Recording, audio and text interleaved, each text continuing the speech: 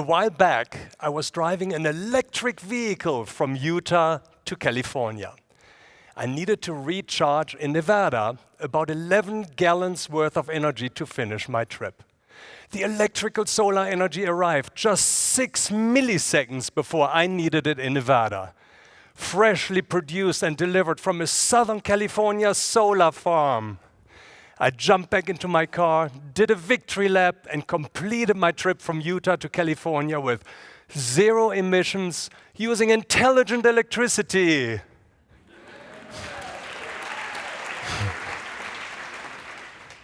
That's not what really happened. Picture this. I roll into a small town in Nevada, but my 11 gallons of electricity are not there. A lightning strike had killed a distant transformer 6 hours earlier, and the software didn't update. I, along with many other electric vehicle drivers in the region, got sucked into a 60-mile black hole. The only motel option, one you'd see in a scary horror movie, and my 11 gallons of electricity were instead replaced by a diesel engine tow truck. My goal for a zero-emission drive was disappointing, and it was the tow truck driver doing a victory lap for his job security. Now, some of you might call this second experience an adventure. I would call it a hopeful disaster. But I still believe that we can keep society moving in the direction of the first scenario, and I tell you why. Each of the stories illustrates the 2 big ways we power our world. First, burning stuff like gas in cars, lawnmowers, furnaces. Second, electricity, the kind that makes the bright lights on this stage work. When we burn things, the electrons, which are the teeny tiny charges inside of atoms, jump once, which you can see briefly as flame. After that, the electrons get locked up again inside of the atoms of carbon dioxide, like an eagle trapped in a cage. That's it. The story ends. There's no further value. On the other hand, intelligent electricity frees up electrons. Electrons in electricity move freely like an eagle soaring through the sky. Their energy fields zoom through copper wires and batteries almost as fast as light. When electrons are freely moving, we can detect them, shape their energy field, and send them to the right device. Of course, there must be an initial investment to install renewable energy systems, but after that, unbound electron energy, or electricity, can be produced at minimal cost and without burning anything. For example, it takes a little more than 8 minutes for solar energy to reach Earth. And then it's only milliseconds to travel from solar panels or wind farms through a power network to us. We can store it, use it later, or return it. Let's call devices energized by electricity electric devices. And those powered by burning stuff, fuel devices. We still live in a world dominated by fuel devices that silence electrons. At the same time, there exist equivalent or better electric devices that keep electrons active and communicative. It's like freedom of expression for electrons. Let me give you a glimpse into the possibilities now open to us for electric devices. We will fly electric planes without engine noise or emissions. Semi-trucks will go uphill just as fast as downhill, and flying taxis will take us more directly to destinations near and far. But it gets even cooler. Freely moving electrons can be bought and sold many times. Imagine recharging your car at work for free when the sun shines, then driving home, plugging in, and feeding your home's electricity needs from your car battery. Or even better, you can feed electricity back into the city grid for your neighbor to use and potentially get paid for that. Electric vehicles will stabilize our grid and not take it down.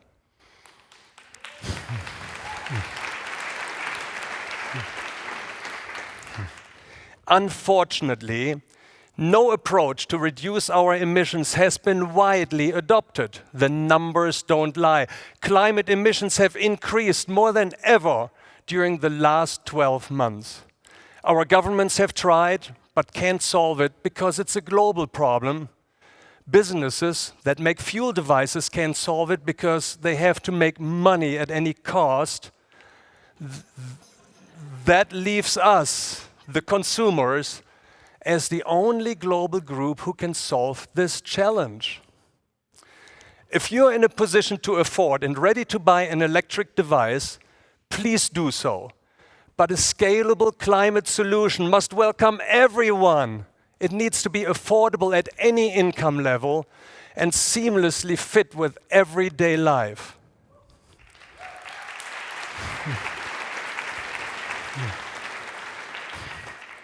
Even if you care about the climate, the temptation for a new shiny fuel device can still sneak in.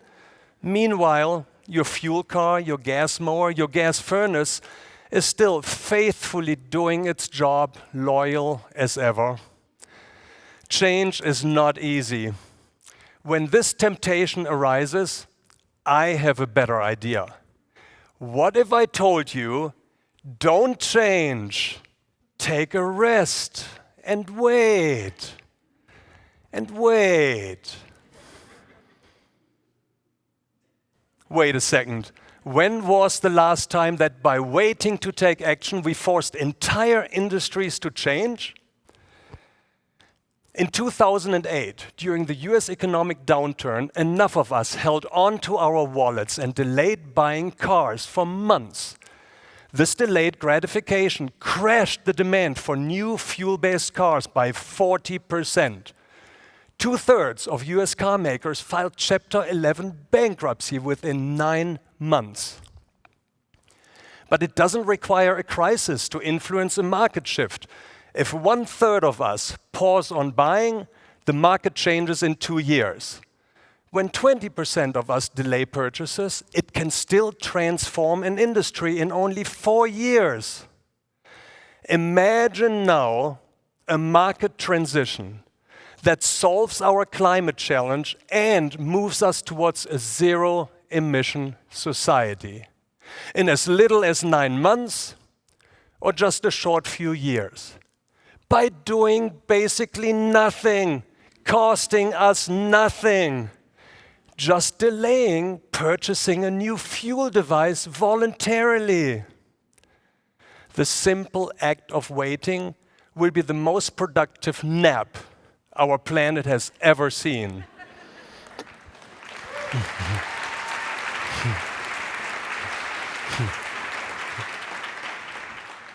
But why will our strategy of waiting work? Because we are human, and for us, waiting is more convenient than acting. Most of us don't have a calendar invite called the end of the world. Research shows that without a clear deadline, most of us are procrastinators.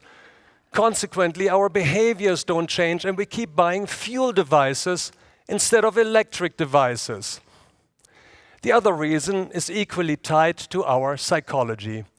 The law of diffusion of innovation states that 85% of us will not adopt a new disruptive technology unless 15% have already adopted it. Given those two factors, no wonder we haven't made progress needed for true climate change.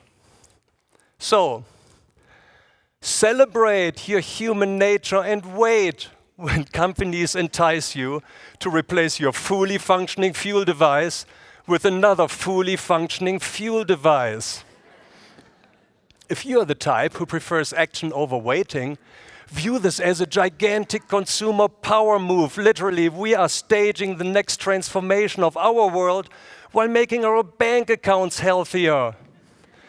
History will remember us as the generation that changed everything by simply waiting.